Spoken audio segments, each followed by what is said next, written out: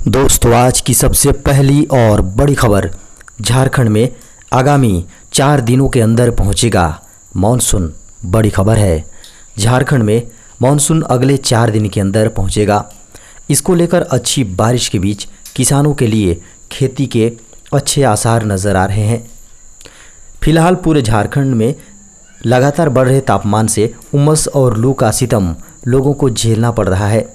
केरल में समय से पहले मॉनसून की दस्तक हो चुकी है, लेकिन झारखंड के लोगों को अभी भी मॉनसून की पहली बारिश के लिए और 4 दिनों तक इंतज़ार करना पड़ेगा। दोस्तों, बेहद बड़ी खबर सामने है। झारखंड में शुरू होगी आंख दिखाओ राशन पाओ योजना। झारखंड में सार्वजनिक वितरण प्रणाली के तहत राशन वितरण के लिए नया सिस्टम लागू किया जा रहा है। ये व्यवस्था आंख दिखाओ राशन पाओ नाम से शुरू होने जा रही है। दुकान में ऐसी मशीनें लगाई जाएंगी जिसके जरिए लोगों की आंखों की रेटिना की स्कैनिंग की जाएगी। इससे रियायती दर तक, जी हाँ, रियायती दर का राशन फर्जी नाम पर बांटने की धोखाधड़ी पर रोक लग सकेगी। खाद्य एवं आपूर्ति मंत्रालय के आधिकारिक खबरों को माने तो अगले 3 महीनों के अंदर यह नया सिस्टम प्रभावी हो जाएगा। इसका नाम इंटीग्रेटेड रिस्क इंफॉर्मेशन सिस्टम यानी IRIS या आयरिश है। योजना के प्रथम चरण में झारखंड की 24 जिलों की 1500 दुकानों में यह सिस्टम लागू होगा। बड़ी खबर है, झारखंड के आदिवासियों के लिए मुख्यमंत्री हेमंत सोरेन का ड्रीम प्रोजेक्ट जल्द आएगा सामने। झारखंड की संस्कृति, परंपरा और सभ्यता से लोगों को जोड़ने वाली एक नई योजना का आगाज़ बहुत जल्द होने जा रहा है। सीएम हेमंत सोरेन के अगले ड्रीम प्रोजेक्ट के तौर पर इस योजना को आकार देने में कला, संस्कृति एवं खेलकूद विभाग ने काम करना शुरू कर दिया है। ये योजना पूरी तरह से आदिवासी समाज को समर्पित होगा। झारखंड की हेमंत सोरेन सरकार बहुत जल्द मांदर और नगाड़ा के नाम एक नई योजना लाने जा रही है। इसका उद्देश्य झारखंड की कला संस्कृति को बचाना और बढ़ावा देना होगा। सरकार ने ये फैसला किया है कि अब झारखंड के हर आदिवासी परिवार के घर मांदर और नगाड़ा होगा। ये सरकार की ओर से आदिवासी परिवार को दिया जाएगा। झारखंड बोर्ड जल्द जारी करेगा कक्षा 10वीं का रिजल्ट। झारखंड एकेडमिक काउंसिल यानी जैक द्वारा जल्द ही झारखंड बोर्ड के कक्षा 10वीं के रिजल्ट को जारी किया जाएगा। खबरों को माने तो संभावना है कि कक्षा 10वीं के रिजल्ट को 15 जून 2022 को जारी किया जाएगा। बोर्ड की मूल्यांकन प्रक्रिया लगभग पूरी होने वाली है। इस प्रक्रिया के पूरा होते ही रिजल्ट को आधिकारिक वेबसाइट पर जारी कर दिया जाएगा। बता दें कि झारखंड बोर्ड की कक्षा 10वीं की परीक्षा का आयोजन 24 मार्च से 20 अप्रैल 2022 के बीच किया गया था। कक्षा 10वीं की परीक्षा में 3 लाख परीक्षार्थियों ने भाग लिया था। संभावना है कि रिजल्ट जून के मध्य में ही जारी कर दिया जाएगा। बड़ी खबर है, बाबा बैद्यनाथ धाम पहुंचे झारखंड के राज्यपाल श्री रमेश बैस। झारखंड के राज्यपाल रमेश बैस बाबा बैद्यनाथ धाम देवघर पहुंचे। वहां उन्होंने पूजा अर्चना कर झारखंड के विकास की कामना की। देवघर में पूजा करने के बाद राज्यपाल बैस दुमका के लिए रवाना हुए। इस अवसर पर राज्यपाल रमेश बैस ने कहा कि देवघर का बाबा बैद्यनाथ धाम मंदिर देश की धरोहर है। यहाँ देश विदेश से श्रद्धालु आते हैं। उन्होंने कहा, बाबा भोलेनाथ की पूजा कर मन को शांति मिली। मैंने कामना किया कि झारखंड का विकास हो और सुख समृद्धि बनी रहे। देवघर में पूजा कर राज्यपाल रमेश बैस दुमका के लिए रवाना हुए। भ्रामक विज्ञापनों को रोकने के लिए सरकार ने जारी किए नए दिशा निर्देश। सरकार ने शुक्रवार को भ्रामक विज्ञापनों को रोकने के लिए नए दिशा निर्देश जारी किए, जिसमें बच्चों को लक्षित करने और उपभोक्ताओं को लुभाने के लिए मुफ्त दावे करने वाले विज्ञापन शामिल हैं। दिशा निर्देशों में यह भी कहा गया कि विज्ञापन जारी करने से पहले उचित सावधानी बरती जानी चाहिए। उपभोक्ता मामलों के मंत्रालय द्वारा अधिसूचित नए दिशा निर्देशों में सरोगेट विज्ञापनों पर भी रोक लगाई गई है और विज्ञापन दिखाते समय किसी उद्घोषणा में अधिक पारदर्शिता लाने की बात कही गई है। ये दिशा निर्देश तत्काल प्रभाव से लागू हो गए हैं। सरोगेट विज्ञापन छद्म विज्ञापन होते हैं जो किसी अन्य उत्पाद का प्रचार करते हैं। वैसे जी हाँ, जैसे सोडा वाटर के बहाने शराब का प्रचार करना या इलायची के बहाने गुटखा का। ये दिशा निर्देश प्रिंट, टेलीविज़न और ऑनलाइन जैसे सभी मंचों पर प्रकाशित विज्ञापनों पर लागू होंगे। नए दिशा निर्देशों का उल्लंघन करने पर केंद्रीय उपभोक्ता संरक्षण अधिनियम यानी CCPA के प्रावधानों के अनुरूप कार्रवाई की जाएगी। बड़ी खबर है, झारखंड के PDS दुकानों में अब मिलेगी प्रज्ञा केंद्र की सुविधाएं। झारखंड के PDS दुकानों में अब प्रज्ञा केंद्र की सुविधाएं मिलेंगी।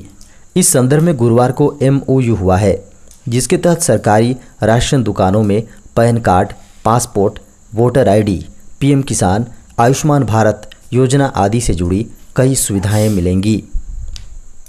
इस संबंध में झारखंड सरकार के खाद्य सार्वजनिक वितरण एवं उपभोक्ता मामले विभाग और CSC SPB के बीच गुरुवार को MOU हुआ है। इसके पीछे सरकार का उद्देश्य जन वितरण प्रणाली दुकान डीलरों के जरिए आम लोगों को CSC सेवाएं प्रदान करने के साथ साथ राशन दुकानों के लिए नए व्यापारिक अवसर और आमदनी को बढ़ावा देना है। MOU पर झारखंड सरकार के खाद्य सार्वजनिक वितरण एवं उपभोक्ता मामले विभाग के मंत्री डॉक्टर रामेश्वर उरांव और विभागीय सचिव के समक्ष विभाग के अपर सचिव और CSC SPB झारखंड की स्टेट हेड ने हस्ताक्षर किए हैं। बड़ी खबर है, भारत में गहरा रहा है वाहनों से प्रदूषण बढ़ने का खतरा। भारत में पुराने वाहनों को सड़कों से हटाने के लिए लागू की गई वाहन कबाड़ नीति को अमल में लाने में कई चुनौतियां सामने आ रही हैं। वाहन ग्राहकों पर हुए एक नए सर्वे से पता चला है कि वाहन उपभोक्ता अपने पुराने वाहनों को उम्र के आधार पर कबाड़ नहीं करना चाहते हैं। खबरों को माने तो 10,543 वाहन चालकों पर हुए इस सर्वे में 57% लोगों ने केंद्र सरकार की वाहन कबाड़ नीति पर आपत्ति जताते हुए कहा कि वाहन की उम्र के आधार पर उसे कबाड़ घोषित करना सही नहीं है। इन वाहन चालकों ने बताया कि अगर वाहन पुराना है लेकिन फिर भी पॉल्यूशन टेस्ट को पास कर रहा है तो उन्हें कबाड़ घोषित नहीं करना चाहिए।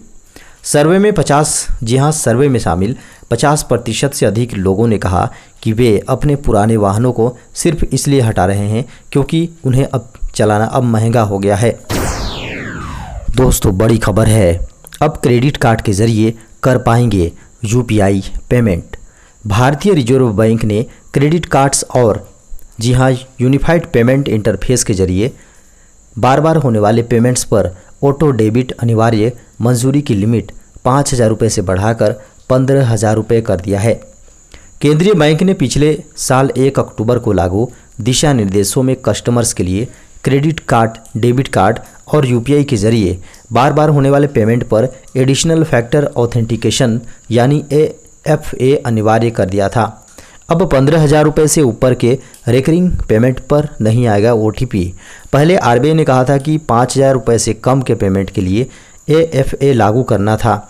इसके अलावा सभी ट्रांजैक्शन के लिए यूजर को 1 टाइम पासवर्ड यानी OTP को मंजूरी दी जानी थी।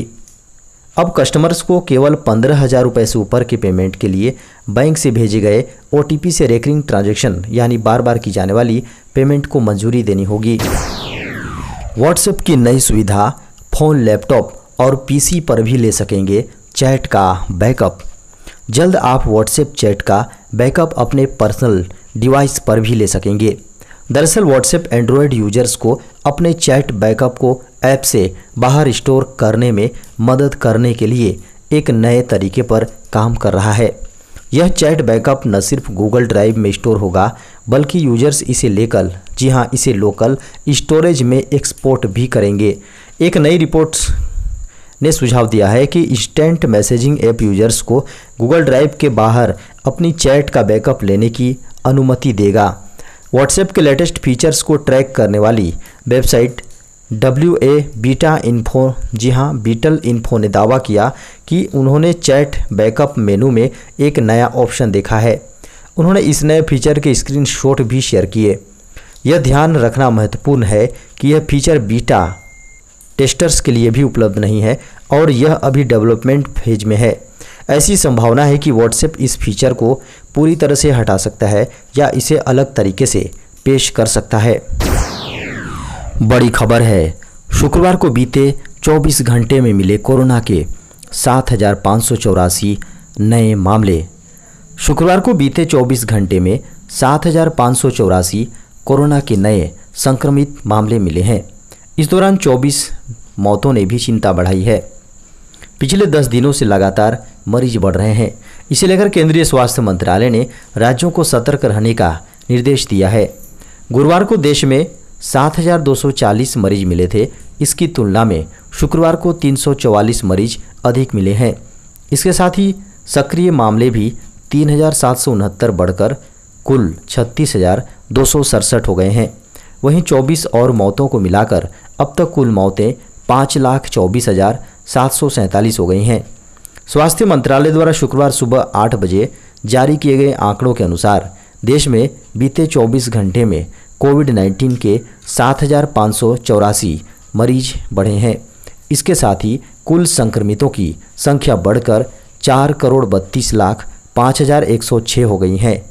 कोरोना के खिलाफ टीकाकरण भी जारी है। अब तक वैक्सीन की कुल 194.76 करोड़ से अधिक खुराक दी जा चुकी है।